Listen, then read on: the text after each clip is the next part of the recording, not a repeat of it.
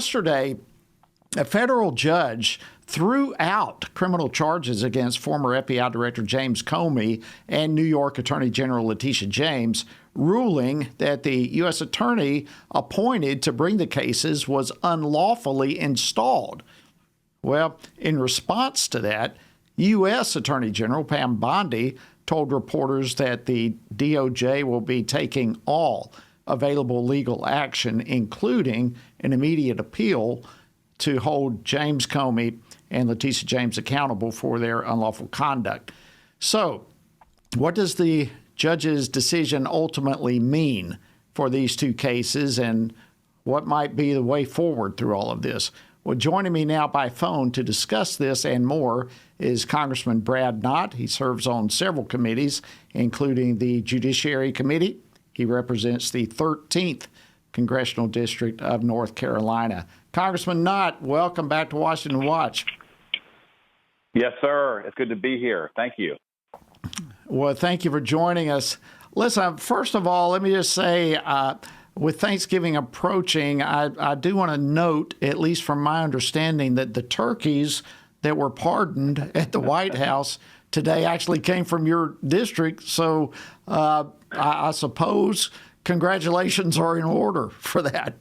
Well, I know that those turkeys are mighty thankful, and yes, North Carolina 13 leads the country in many respects, and we have some of the finest turkeys around. So thank you for bringing that up.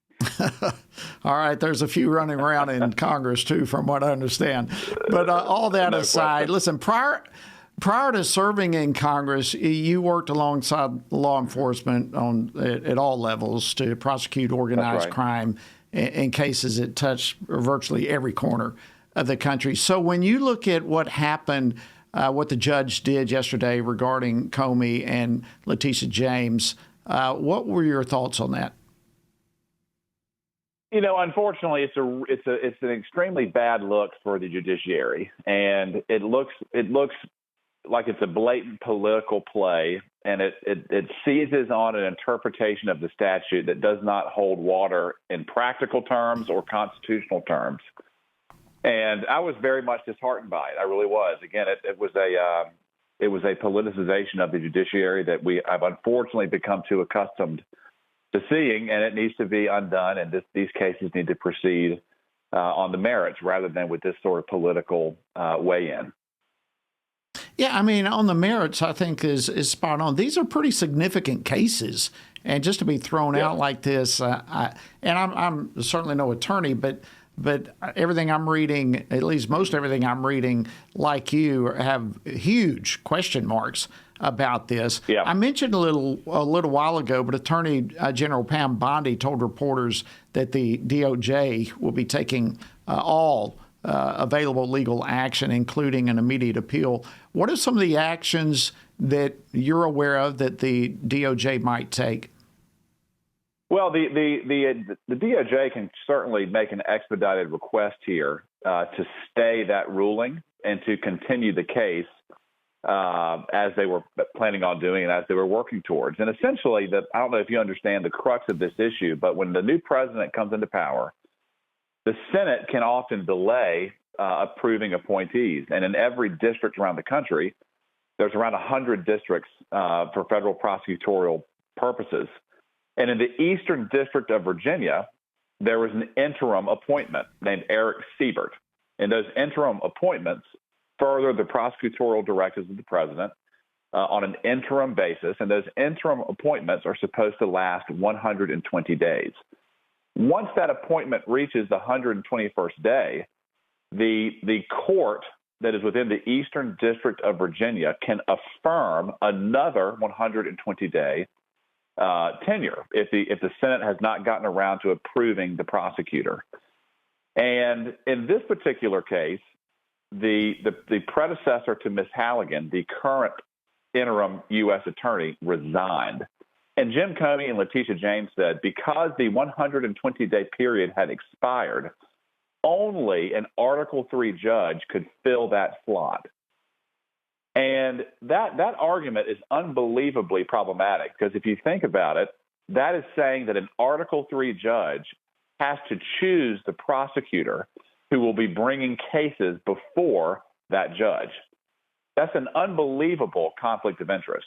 It's a separation of powers issue. The U.S. attorneys and the interim U.S. attorneys are entirely a function of the presidency, the Article II power. And with that being said, I think that this interpretation, this ruling, I think it will be quickly overturned, and then the case should be able to be released, and we can go forward as they were planning on it. Does that make sense to you? It's a very nuanced. It really does, and that creates some real constitutional issues, what you just described. And so I agree with you that this is probably going to be overturned rather quickly, but it's just a brazen act of either ignorance to the law or political activism is what it appears. So I appreciate you going over that. Listen, we've only got about a minute or so left, so we've got to be real quickly. I wanted to shift gears slightly. The Epstein files coming out. We've only got 30 days. A lot is unfolding here in all of this. What do you think is going to end up happening with all this? I hope that the Epstein files, I hope that they're going to be released in a way that gets any kind of criminal conduct publicized. I hope that it can be as thorough as it can possibly be. And I hope that the Department of Justice will work with their attorneys around the country to again, dump criminal activity, dump the flight logs, dump the island visitors, dump the folks who knew they were hanging out with Jeffrey Epstein, even though he had been convicted of child sex crimes. But protect people who were completely innocent bystanders. That's my hope. We hope so too. Too much. Yeah, that might be too much to ask for, but there's something worth achieving, and that's it. Thank you, North Carolina Congressman Brad Knott. Happy Thanksgiving to you and your family. Thank you for joining us today. Coming up next, we'll share some good news coming out of Nigeria. So stay tuned. We'll be right back.